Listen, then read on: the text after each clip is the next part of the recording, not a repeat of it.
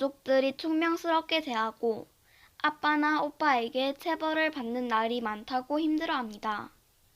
그런데 학교에서 어울리는 친구들을 보면 다정하고 친절한 친구들과는 어울리지 않습니다. 험한 말을 하고 심한 장난을 치는 친구들과 친하게 지냅니다. 왜 이런 친구들과 어울리는 걸까요? 반갑습니다. 구근나무입니다. 오늘은 딸에게 풀어주는 대상관계 이론 네 번째 시간입니다. 오늘은 사례를 통해서 먼저 대상관계 이론에서 말하는 좋은 환경은 어떤 환경인가 하는 것부터 한번 알아보면 좋겠습니다. 우리 루시아는 엄마하고 이 집에서 사는데 우리 집 환경이 어떻습니까? 조금 그냥 약간 더럽고 좀 더럽죠? 네, 좀 더럽습니다. 우리 집은. 자, 이런 지금 차원의 이야기를 하는데 우리가 이런 거를 무슨 환경이라고 하는가 하면 물리적인 환경이다 이렇게 이야기하죠.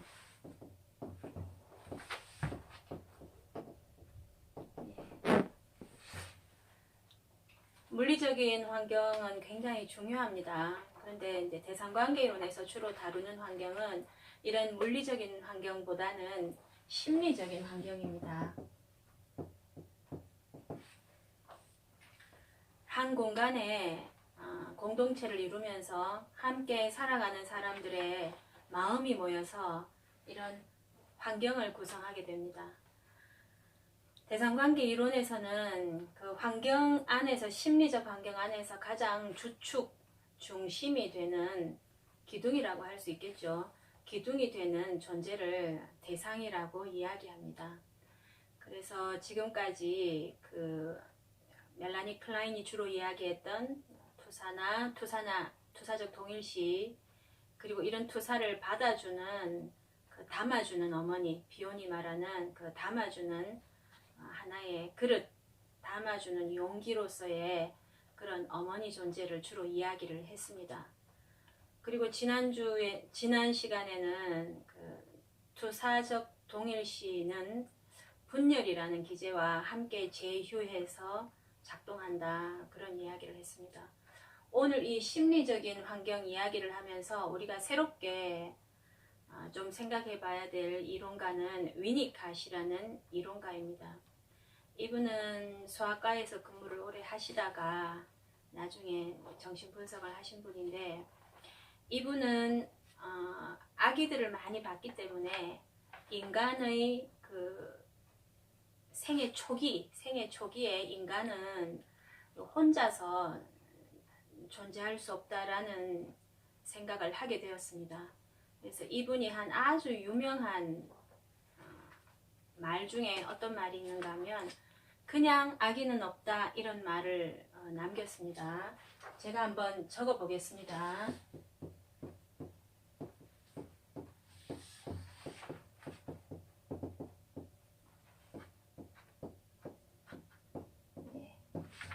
There's no such thing as a baby, 이런 말을 남겼습니다. 아기가 혼자서 존재할 수 없다, 이 말인데, 이 말은 무슨 말인가 하면 아기가 어디를 가면 혼자 갈 수 없죠, 그죠? 누가 따라다닙니까? 어머니나 아버지나, 어머니 아버지가 시간이 안 되면 유모나, 아니면 하다못해 유모차에 얹혀서 아기가 이제 다닙니다. 그런데 심리적인 삶에서도 그렇다라는 거죠. 그래서 이 말이 의미하는 것은 생애 초기부터 대상은, 어머니는, 양육자는 한 인간에게 파트너로서 아기의 심리적인 환경이 되어준다, 이런 것을 의미하는 그런 선언과도 같은 말입니다. 저도 대학원 들어가서 이 말을 처음에 들었을 때 왜 이런 말을 했지 이렇게 궁금해 했는데, 지금은 조금 이제 이해를 하게 되었습니다. 그래서 위니캇이라는 사람이 말하는 중요한 심리적인 환경을 제공하는 어머니의 자질은, 이제까지는 담아주는 어머니 이렇게 속성을 많이 표현했는데, 위니캇이 말하는 좋은 어머니는 이렇게 표현합니다. 안아주는 어머니. holding environment 이렇게 얘기합니다. 안아주는 환경, 안아주는 어머니. 자, 그럼 안아주는 어머니는 어떤 어머니인가? 물론 몸으로도 안아줍니다. 괴테가 이야기했으니까 인간에게 팔이 있는 거는, 팔이 있는 이유는 안아주기 위해서다 이런 말도 했는데, 안아주는 어머니의 특징은 자녀가 원래 갖고 있는, 원래 타고난 잠재력을 경험하고 접촉하고, 그래서 그것을 꽃피울 수 있는 그런 사람으로 자라날 수 있도록 해주는 사람입니다. 근데 위니카시 말한 용어 중에서 친범이라는 말이 있는데, 이미 우리가 이 시간에 한번 했던 이야기입니다. 이 친범은 이런 타고난 그 무엇, 우리들의 잠재력, 타고난 것을 꽃피우고 실현시키는데 방해가 되는 그 어떤 것을 우리가 친범이라고 하는데, 위니카시 말하는 좋은 어머니, 참 좋은 어머니는 이런 안아주는 환경으로서 그런 친범을 아기의 그 정신적인 그 삶 안에 친범이 생기지 않도록 해주는 어머니가 좋은 어머니입니다. 그 좋은 어머니를 이 위니캇은 good enough mother 이렇게 이야기합니다. 이렇게 씁니다. 한국에서는 지금 참 좋은 어머니라고 번역하지 않고 충분히 좋은 어머니 이렇게 번역을 합니다. 아마 enough라는 이 부사 때문에 그런 것 같은데, 아주 쉽게 말하면 참 좋은 어머니입니다. good enough mother이. 이 참 좋은 어머니가 갖고 있는 특성이 뭔가 하면 고도의 집중력을 보이는 어머니입니다. 그냥 집중이 아니고 고도의 집중, 이렇게 책에 나와 있습니다. 양육을 하는 데 있어서 고도의 집중을 하는 어머니, 그리고 염려할 수 있는 어머니, 이렇게 나옵니다. 염려할 수 있는 어머니, concern 할 수 있는 어머니. 루시아는 엄마가 평소에는 그냥 뭐 설컹설컹 이렇게 대화도 하고 얘기를 하지만, 루시아가 힘든 일이 있을 때는 어머니가 어떻게 합니까? 되게 다정하게 대해주고, 좀 그냥 괜찮다고 다독여주는. 예. 그 루시아가 느끼는 것보다 실은 그런 상황에, 우리 루시아가 힘든 상황에는 엄마가 훨씬 더 어텐션 하게 되죠, 그죠? 굉장히 집중하게 되고 상황에도 집중하지만 자녀가 보여주는 정서적인 스펙트럼이 어떤 것인가 하는 것에도 굉장히 집중하게 되고 그렇게 염려합니다. 물론 위니캇이 말한 이 모든 좋은 어머니, 참 좋은 어머니의 모습과 태도는 생애 초기에 많이 집중되어 있긴 하지만 아이가 커서 어른이 되어가는 과정 중에서도 양육자는 이런 어머니의 면모를 보여주게 되어 있습니다. 지금 제가 한 이야기 중에 그 심리적인 환경, 참 좋은 심리적인 환경이 되어주는 그 어머니의 그 모습과 태도를 위니캇은 안아주는 환경, 그리고 참 좋은 어머니, 그리고 이 참 좋은 어머니는 아기가 갖고 태어나는 그런 좋은 잠재력을 충분히 꽃피울 수 있도록 허용해 줄 수 있는 어머니라고 했습니다. 하나 제가 빠뜨린 것이 있는데, 중요한 개념 중에서 위니캇은 true self다, 뭐 false self다 이런 말을 했습니다. 잘못된 자기라는 게 있는가, 우리가 이렇게 생각할 수 있습니다.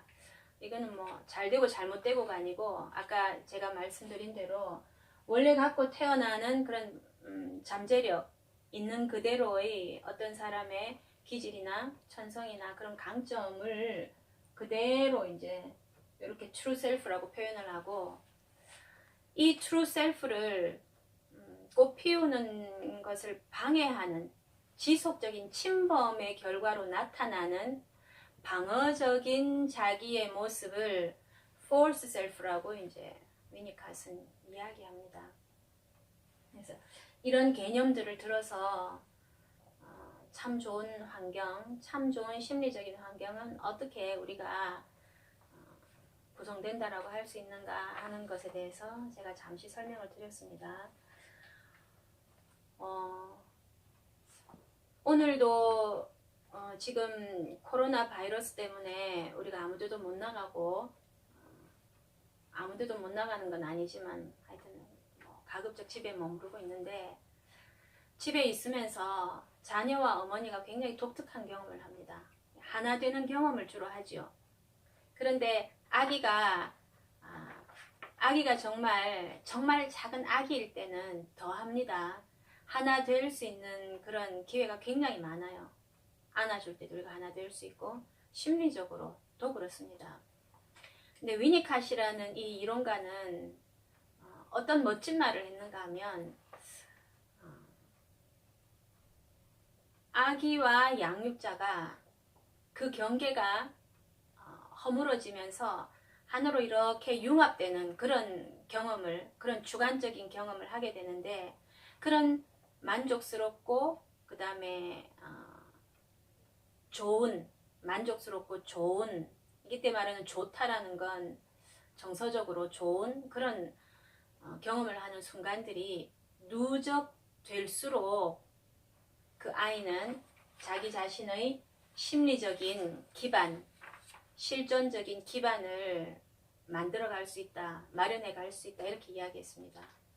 그래서 엄마와 아기가, 이때 말하는 엄마는 그냥 엄마가 아니고 참 좋은 엄마, 늘 참 좋은 엄마로 기능할 수는 없지요. 우리가 루시아도 어머니가 늘 참 좋지 않죠, 그죠? 네. 근데 참 좋은 어머니와 하나 되었을 때, 일치했을 때, 그리고 같은 정서적 경험을 공유했을 때, 그때의 경험을 위니캇은 존재의 연속성이다, 이렇게 이야기했습니다. 개인적으로 제가 굉장히 좋아하는 표현입니다. 존재의 연속성. 한번 써볼까요?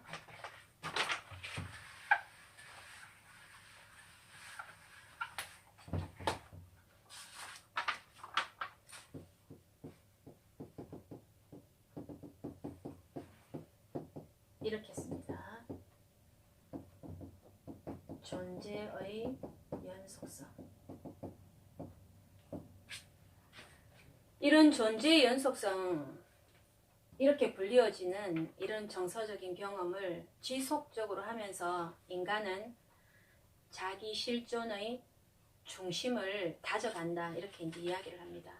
위니캇은 이런 개념들을 들어서 참 좋은 어머니, 참 좋은 양육이 만들어내는 참 좋은 인간을 성장시키는, 그리고 성숙시키는 촉진적 환경은 결국은 어머니의 이런 태도, 이런 모습에서 마련되는 것이다, 이렇게 이제 이야기를 했습니다. 오늘 우리 친구가 사례에서 의심스럽다 내지는 아주 궁금하다 하면서 여기는 것이 뭔가 하면, 어떤 친구가 있는데 집안에서 관계가 별로 좋지가 않은 것 같아요. 그러니까 만족스러운, 그리고 사랑받고 있다라는 그런 느낌을 주는 환경 속에 있지 않은데, 그렇다면 집 말고 밖에 나왔을 때는 정말 나를 사랑해주고 존중해주고 그 다음에 배려하는 그런 친구들을 함께 사귈 것 같은데, 놀랍게도 배려해주지 않고 거칠고, 그죠? 때로는 폭력적인 그런 친구들과 더 쉽게 친하게 어울린다, 그런 현상을 보면서 왜 그럴까 이렇게 궁금해합니다. 우리가 실은 흔히 볼 수 있는 현상입니다. 인간은 모두 좋은 환경, 좋은 심리적인 환경을 공급해 줄 수 있는 사람, 이웃, 친구를 찾을 것 같지만 실제로 현장에서 있어 보면 그런 생각은 그야말로 인간의 머릿속에서만 진행되고 있는 그런 가설이 아닌가, 이런 생각이 듭니다. 정서적으로 보면 실은 정서는 그리 논리적인 것이 아니기 때문에, 정서는 고통스럽지만 나에게 익숙한 그 무엇을 계속하게 만드는 힘이 있죠. 그죠? 내가 이래서는 안 된다 생각하는데도 계속 그런 느낌을 자극받을 수 있는 그런 환경을 우리가 찾아다닐 때도 있다는 겁니다. 이것을 이제 프로이트가 처음에 이야기했던 프로이트라는 그 위대한 학자가 리비도의 점착성이라는 표현을 썼습니다. adhesiveness of libido라는 말을 했는데, 뭔가 하나에 부착이 되면 계속 그것을 이제 추구한다 이렇게 이제 이야기를 하는데, 오늘은 항상성이라는 개념과 그 다음에 반복 강박이라는 개념을 들어서 그 친구가 왜 그렇게 하는지 우리가 조금 이해해 볼 수 있겠습니다.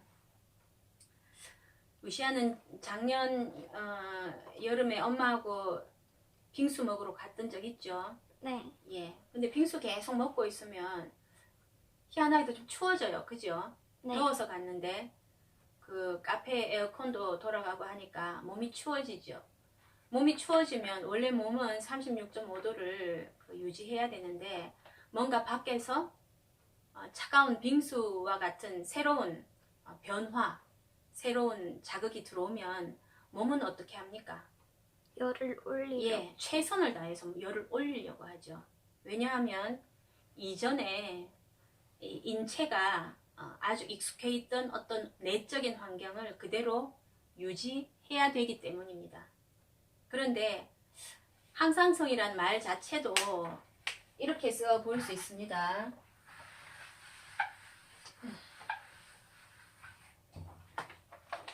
항상성을 이렇게 씁니다. 예, 보입니까? 자, 호미오라는 말이 같다라지, 같다. 동일하다 이 말입니다. 스테이시스는 머문다 이 말입니다. 같은 상태로 머물려고 하는 걸 우리가 호미오스테이시스, 항상성이라고 하는데, 우리 각 유기체가, 우리 각 개인이 본인이 지금까지 아주 익숙하게 만들어 놓은 마음이라는 환경, 마음이라는 장치가 다 조금씩 달라요. 그래서 여기에 사례에 등장하는 이 친구 같은 경우는 아주 어렸을 때부터 상호작용이 부드럽고 따뜻하고 배려가 있고 친절한 그런 의사소통이 만연한 그런 환경에서 자랐다라기보다는 좀 거칠고 투박하고 또 배려하지 않고, 때에 따라서는 자녀가 바람직하지 못한 행동을 했을 때는 체벌도 당하는 그런 환경에서 자랐단 말입니다. 그런 환경이 이 친구에게는 내적인 항상성으로 이제 굳어져 있을 수 있죠. 내적인 그 항상성이라는 기제가 작동할 수밖에 없도록 하는 그런 내적인 환경, 그 친구 고유의 내적인 환경으로 자리 잡았을 수 있습니다. 그죠? 그렇게 확립된 내적인 환경, 내적인 조건을 우리는 그냥 유지하려고 합니다. 의식적으로는 그렇게 하지 않으려고 하죠. 의식적으로는 우리가 어떻게 합니까? 좋은 친구, 배려하는 친구, 나에게 다정한 친구를 찾는다라고 우리가 의식적으로는 결심도 하고 또 바라기도 하지만, 정작 정서적인 것이 추구하는, 정서적인 것이 내다름치는 그런 길을 보면, 이제까지 내가 우리 집에서 내가 경험해왔던 것과 똑같은 거의 비슷한 그런 정서를 촉발시킬 수 있는 그런 친구들을 찾아간다라는 겁니다. 루시아는 좀 이해가 됩니까? 조금. 예. 루시아는 친구들이 어떻게 대해주기를 바랍니까? 착하게. 예, 착하고, 착하다는 말은 뭡니까? 나를 다정하게. 공감해주고 친절하고 다정하고. 자, 그런데 때로는 어떤 친구들에게는 내가 다정하게 대하고 친절한 말로 질문하고 하면 그걸 아주 어색해하는 친구들도 있단 말입니다. 그래서 어떤 친구들은 그냥 안녕 이렇게 하는 것보다는 등짝을 한번 때리면서 치면서 야, 잘 있었어? 뭐 지금 뭐해? 이렇게 말을 하는 것이 그 친구들에게는 훨씬 더 친밀감을 느끼도록 할 수 있다는 거죠. 그렇겠죠.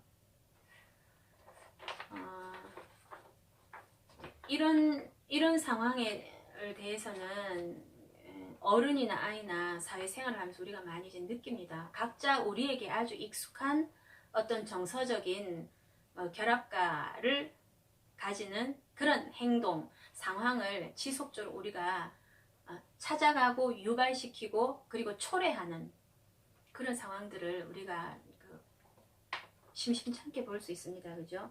그래서 이런 항상성, 호미오스테이시스, 항상성을 유지하려는 어떤 경향이 있는데 이 유지하려는 경향과 더불어서 이 항상성을 이제까지 지속적으로 유지하도록 해왔던 어떤 내적 조건을 반복해서 초래한다거나 반복해서 경험하려고 하는 경향을 우리가 반복 강박이다 이렇게 표현을 합니다.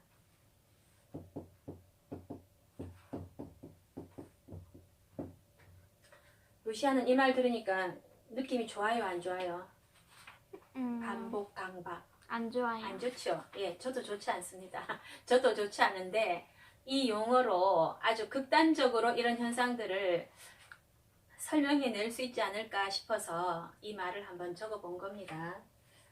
반복 강박이라는 말은 원래 트라우마 현상하고 좀 관련이 있습니다. 트라우마라는 말에 대해서 한번 들어본 적이 있죠? 네. 어떤 유기체에게 강력한 단위 시간 내에 유기체가 도저히 감당할 수 없는 강력한 충격, 자극이 유입되었을 때 우리는 그것을 트라우마 상황이다 이렇게 이제 이야기를 합니다. 그런데 이 트라우마라는 것이 유기체가 버텨낼 수 없을 정도로 강력한 그 무엇을 남겼다면 좋은 걸 남기진 않았겠죠. 그죠? 그때 트라우마 상황에서 인간이 불가피하게 경험할 수밖에 없는 고통, 그죠? 충격, 이런 것들을 인간은 극복해내고 싶어하고 그 다음에 숙달해내고 싶어 한다라는 것이 프로이트라는 이론가의 설명입니다. 그래서 이때 고통과 충격을 주었던 이 트라우마 상황에서 일어난 것과 유사한 사건과 상황을 인간은 계속해서 반복적으로 경험함으로써 그 당시의 고통과 충격을 해결해내려고 하는 그런 경향을 우리가 반복 강박이다 이렇게 이야기를 합니다. 제가 한번 써보겠습니다.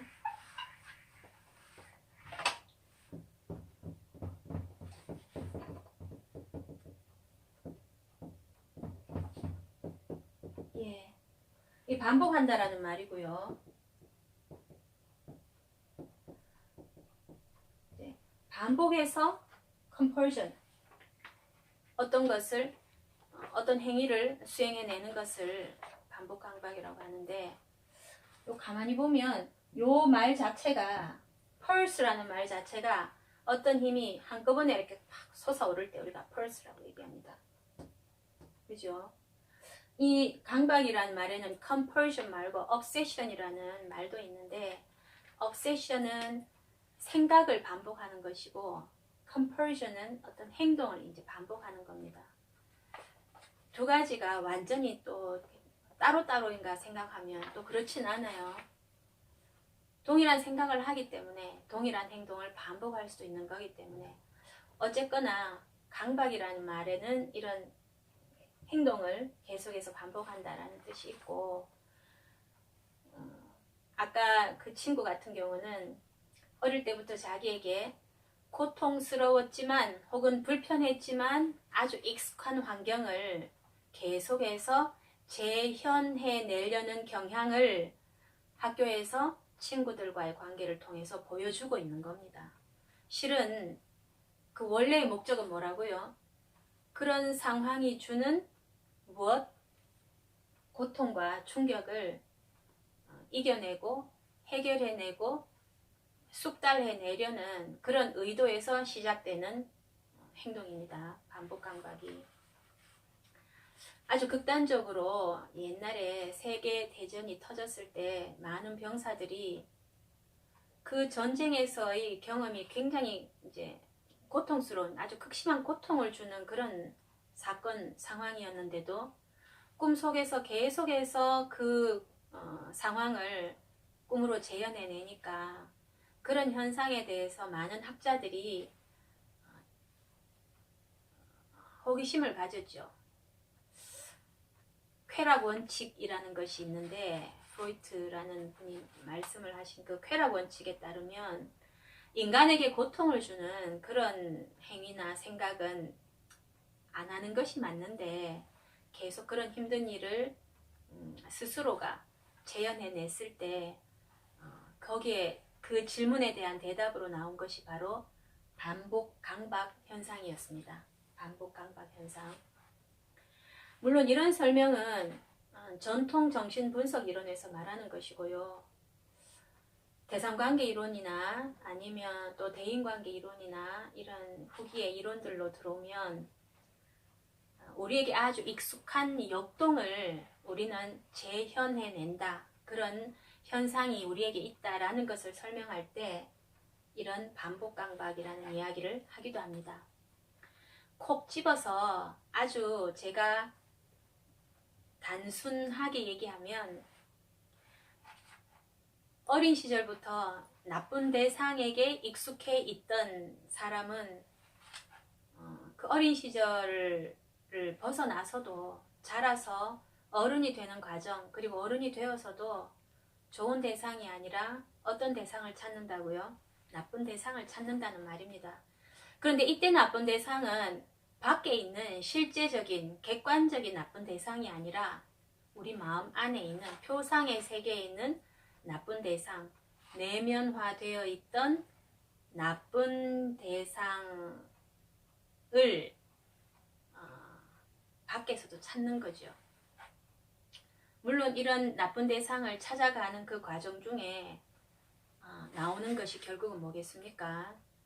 나쁜 대상에 대한 표상. 물론 이 나쁜 대상은 자기 대상, 그 다음에 자기 대상과 또 자기 표상, 대상 표상, 그 다음에 이 자기 표상과 대상 표상을 연결하는 정서적인 결합과 이런 것들과 함께 유닛 하나의 한 묶음으로 묶여져 있는데 특별히 나쁜 자기 표상 또 나쁜 대상 표상 이런 표상을 따로 떼어내서 이 자기 마음 안에 있는 이런 표상의 세계를 밖에 있는 실제 밖에 있는 외부 대상과 교환하는 것입니다. 무엇을 통해서요? 투사적 동일시를 통해서 교환해내는 것입니다. 그래서 루시아는 좀 이해하기가 어렵겠지만 아직은 내 마음 안에 다른 사람에 대한 나쁜 느낌의 세계가 충만해 있으면 좋은 사람을 만났더라도 그 사람을 어떤 사람으로 만들어 갈 수 있습니까? 나쁜 사람으로 만들어 갈 수도 있다라는 겁니다. 그런 현상은 이 다음에 우리가 좀 더 많은 지식과 경험을 좀 더 많이 얘기하고 그리고 나서 다시 다루면 좋겠습니다. 오늘은 사례를 통해서 인간은 고통스럽지만 자기 자신에게 익숙한 어떤 주관적인 정서를 유지하기 위해서 이전의 고통스러운 경험을 반복해 간다. 그리고 그 반복해 가는 그 과정 중에 우리가 이런 항상성이나 반복 강박이라는 개념을 생각해 볼 수 있다. 그리고 우리가 이제까지는 위니카시나 멜라니 클라인이 말하는 그런 그 환경, 심리적인 환경을 제공하는 양육자의 모습을 얘기했다면 오늘은 위니카시라는 학자가 이야기하는 좋은 대상, 그리고 이 좋은 대상이 만들어주는 좋은 환경은 어떤 것인가 그런 이야기를 잠시 나누어 보았습니다.